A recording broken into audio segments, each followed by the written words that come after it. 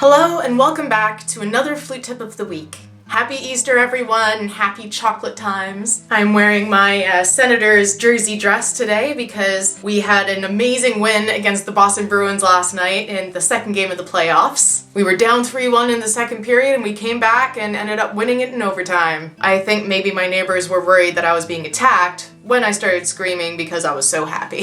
Today's video, like our chocolates, is going to be short and sweet. So let's hop to it. Use a mnemonic device to remember the amount of sharps or flats in any given key signature. I know some people will use the circle of fifths to remember it, or just depend on pure memory work. But what I've done ever since I was a kid was encourage people to use a mnemonic device to be able to remember everything a little bit easier. It can also be fun to make up some sentences. For anyone who's confused, a mnemonic device is essentially just a sentence you make out of the first letters of each word you need to remember. Just like if you're thinking about the names of the notes on the line of the staff, that would be every good boy deserves fudge. So what you're going to do is you're going to take each scale name and put them in order from least to most sharps or flats. So first, let's do this with the major keys. So for sharps, we're going to be going C, G, D, A, E, B, F sharp, C sharp, and flats, F, B flat, E flat, A flat, D flat, G flat, C flat. And what we're going to do is we're going to make a sentence, one for the sharps,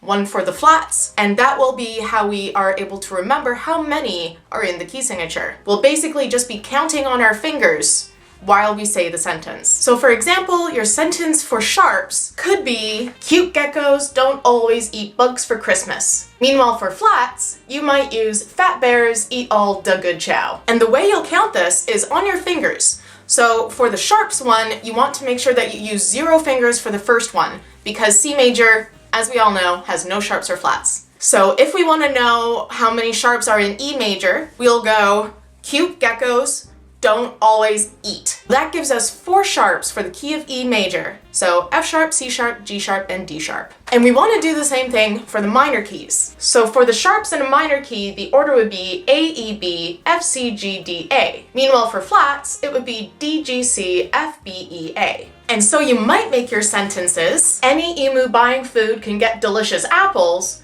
and donkeys get carrots for brunch every afternoon. Let's say you're asked how many flats are in the key of A flat minor. Because the first letter of the sentence, D, does have a flat in the key signature, you will be counting this as your first one. So you would get, donkeys get carrots for brunch every afternoon. That means we have 7 flats in A minor, so B flat, E flat, A flat, D flat, G flat, C flat, and F flat. As you can tell, all of my mnemonic devices talk about food. Maybe it's because I'm hungry right now. Maybe it's because I wish I could have some chocolate, because most of the time I can't. But anything that you find a really easy sentence to remember, something funny, or something about someone you know, or one of your pets, anything like that. So again, that tip was use a mnemonic device to remember how many sharps or flats are in any key signature. I hope you find this week's tip helpful. You gotta let me know what mnemonic devices you guys come up with, because I'm expecting to find some pretty nutty answers. Don't be shy, step right up and show just how weird your brain can be. I'll see you all next week.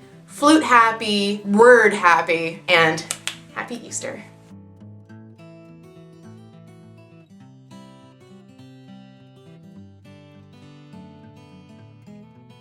I remember the first time any of my favorite players were traded from the Ottawa Senators. Zdeno Chara was particularly hard to lose because I thought he was pretty great. Luckily, the defenseman that I now really like has the exact same number as Chara did. So my thought, you have done well.